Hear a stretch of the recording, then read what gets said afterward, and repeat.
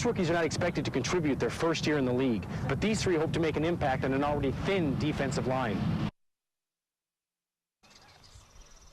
This is the second year George Jacobson has participated in hippotherapy, or horse therapy. His physician recommended this kind of therapy to improve the development of his gross and fine motor skills. Get them hands-free as soon as we can, and we impose the movement of the horse on them. So the horse is really like a big modality or treatment tool. This tool is being used in just 4 sites in North Dakota, and kids with autism, cerebral palsy, or multiple sclerosis come to this farm outside of Thompson each summer. Parents say their kids find it entertaining, but also challenging. And they ask them to do some pretty hard things, like sticking out their foot while they're on their knees, and just different things that you and I would be afraid to do.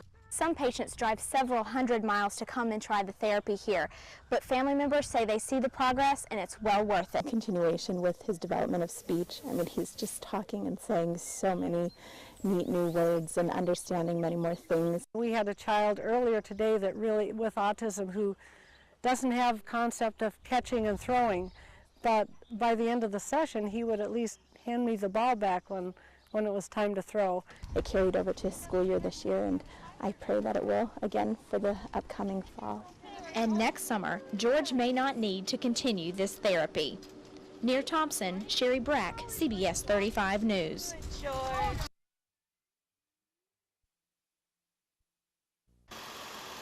There's not much left. In fact, the 30-second eatery in Grand Forks is considered a total loss. Even though restaurant owner John Borman says he was slightly underinsured, he's optimistic about rebuilding. I'm just leasing the building.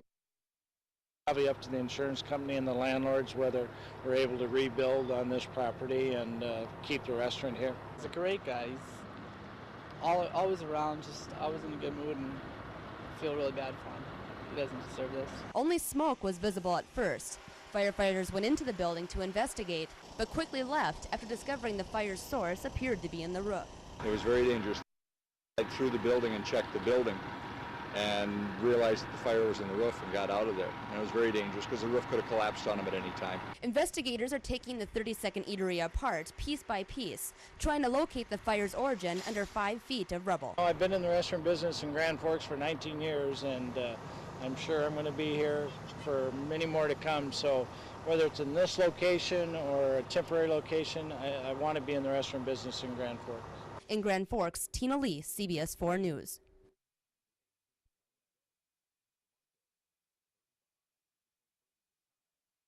Although the exact path of the tornado may be in question, the damage it caused is clear. In a matter of a minute, Dale and Midge Quam lost almost everything they own. I know Dale and I have talked about we're going to have to bulldoze the house down, I think, and I don't know what we're going to do. Here's some of the incredible fallout from the tornado's immense force. Look at the car parts and farm equipment that were driven into the house. Tractors are almost split in half. The family dog was killed, and all the Qualms can do now is pick through the remains looking for something worth saving. This was my grandma's. It's just stuff, but we've got our faith, and we've got our friends, we've got support of the community, and that's getting us through. And they've got their lives, something the Qualms feel is due to a divine intervention. They say they never take vacation this time of year, but they did. They were in Bismarck last night, and because of it, they are alive. Meanwhile, friends and neighbors are pouring in to help with the cleanup. It could happen tonight. With the weather like it is, it could happen to my neighbor, it could happen to my folks, to me, anybody. And you just got to pitch in and help. Pitch in like a family would, like you would for your family, and that's how it is. I spoke with Dale Quam earlier today. Now, while he's very understandably too emotional to speak on camera, he told me he and his wife are remaining strong. In fact, they hope to have a new house brought in here to replace the old one his grandfather built nearly a century ago. Near Pekin, North Dakota, Paula Olson, CBS 35 News.